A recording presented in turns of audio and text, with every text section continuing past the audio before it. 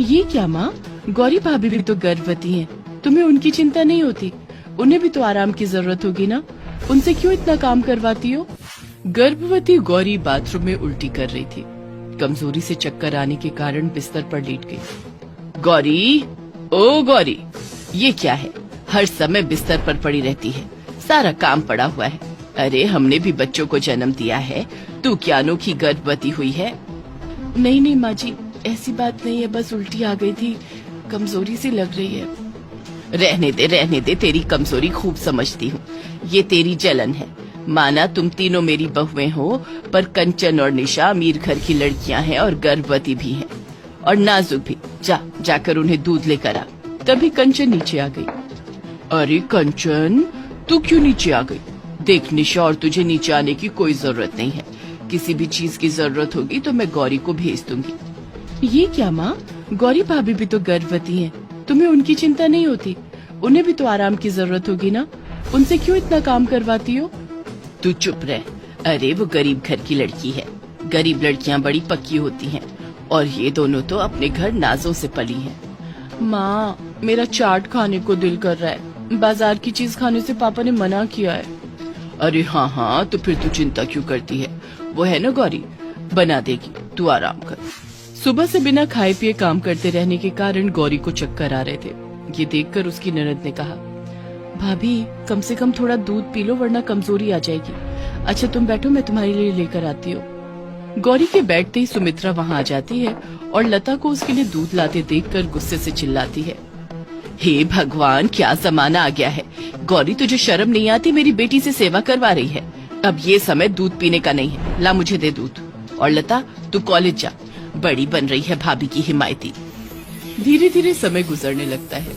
सुमित्रा गौरी के साथ अन्याय का व्यवहार करते हुए निशा और कंचन का ध्यान रखती रहती है। एक दिन, मेरे पैर काम नहीं कर रहे हैं, हे भगवान मैं क्या करूं? लाओ भाभी, मैं कपड़े डाल देती हूँ। नहीं, तुम कॉलेज जाओ, तुम्हें देर हो जाएगी।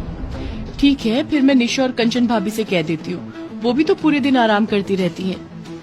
गौरी के कुछ कहने से पहले ही लता कपड़ों की बाल्टी कंचन के दरवाजे के पास रख देती है और कहती है, भाभी, गौरी भाभी की तबीयत ठीक नहीं है, जरा ये कपड़े डाल देना।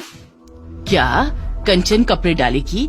दिमाग तो ठीक है तेरा? ये सब गौरी का किया कराया है, मेरे खिलाफ मेरी बेटी को भड़काती रहती है। कहाँ है ये कामचोर? आ रही हूँ माँ जी, बस थोड़े से चक्कर आ गए थे, सारा काम खत्म हो गया, बस कपड़े सुखाने हैं। वाह वाह वाह वाह, मुझे बता रही है कपड़े सुखाने हैं? तू कहना चाहती है कि मैं कपड़े सुखाऊं? अरे हमने भी 3-3 बच्चों को जन्म दिया है, आखिरी दिन तक काम करते रहे, हमें तो नहीं आए चक्कर। खूब समझती हूँ ये बहाने। गौरी आंसू पोंछते हुए कपड़े फैलाने लगती है और सोचने लगती है उसकी कितनी मुश्किल से शादी हुई थी। तभी सुमित्रा की आवाज आती है, गौरी, हे भगवान, इतना समय हो गया, अभी तक कपड़े ही डाल रही है कामचोर। अरे खाना बनाने के बाद खिलाने क्या तेरे घर से नौकर आएंगे? कब से कंचन और निशा भूखी हैं? बस आ गई। कमजोरी के कारण वो बेहोश हो जाती है और गिर पड़ती है। अरे प्रभु, क्यों रे, धीरे से नहीं चल सकती? या मुझ पर इल्जाम लगवाना चाहती है कि मैं बहुत खराब हूँ, अत्याचारी हूँ? गौरी किसी तरह उठकर सबको खाना परोसती है। गौरी का हाल देखकर घर की नौकरानी कहती है, भाभी, माँ जी को ना जाने क्या हो गया, लगता है अमीर बहुओं का लाया दहेज का पर्दा पड़ गया है, पर तुम तो अपना ध्यान रखा करो, लो खाना खाओ। तभी दरवाजे की घंटी बजती है। सुखिया दरवाजा खोलती है। कंचन और निशा के घर से गोद भराई का सामान आया था। सुखिया सब उठाकर सुमित्रा को देती है। अरे गौरी, जरा कंचन और निशा को बुला ला, उन्हें भी दिखा दो। सबके आने के बाद सुमित्रा सामान खोलती है।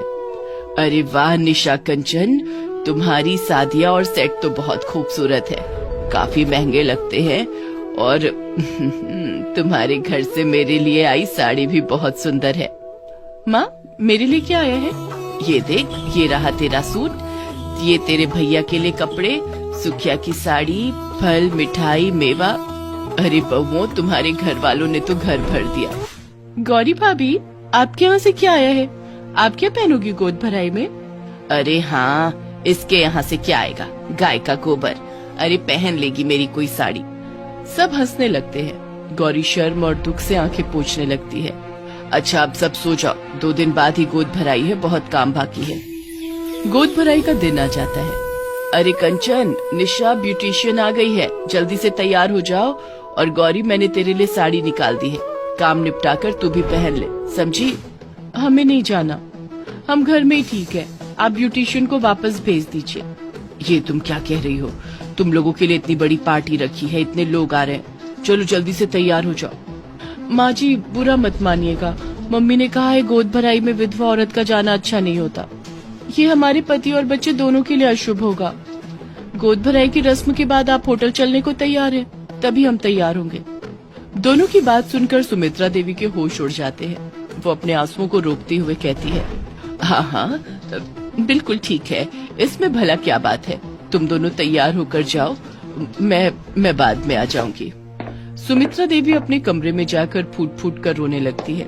तभी वहाँ गौरी आती है। चलिए माँ जी, मैं तैयार हो गई, मुझे आशीर्वाद दीजिए। तू भी मुझसे दूर चली जा, मैं अशुभ हूँ। ये आप क्या कह रही हैं माँ? अगर आप ना होती तो हमें पति कहाँ से मिलते, हमारी जिंदगी में इतना खूबसूरत दिन कहाँ से आता। आपके आशीर्वाद के बिना मैं कहीं नहीं जाऊंगी, आपको मेरे साथ ही चलना होगा। गौरी, तेरे साथ मैंने इतना अन्याय किया है, फिर भी तू ऐसा कह रही है। नहीं नहीं, मुझे अकेली छोड़ दे, बेटा तू जा। माँ, आपके बिना इस घर में कोई शुभ काम नहीं हो सकता, आपके बिना मैं कहीं नहीं जाऊंगी। सुमित्रा देवी अपना बक्सा खोलकर गौरी को अपने हाथों से तैयार करती है, उसे अपने सारे गहने पहना देती है और अपने साथ होटल में लेकर आती है। माँ जी, हमारे मना करने के बाद भी आप आ गई, आपने हमारे साथ धोखा किया है। उन्होंने कोई धोखा नहीं किया है कंचन और निशा, वो तुम्हारे लिए नहीं बल्कि मेरे लिए आई है। मेरी गोद भराई माँ जी करेंगी, उनके बेटे तुम्हारे लिए शुभ और वो अशुभ कैसे हो गई? गौरी की बात सुनकर सब चुप हो जाते हैं।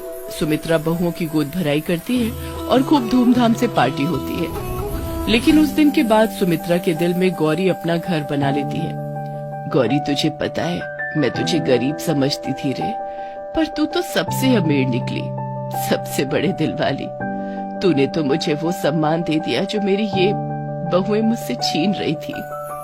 सुमित्रा देवी गौरी को गले से लगा लेती है। सब खुशी खुशी रहने लगते हैं और घर में कभी भेदभाव नहीं होता।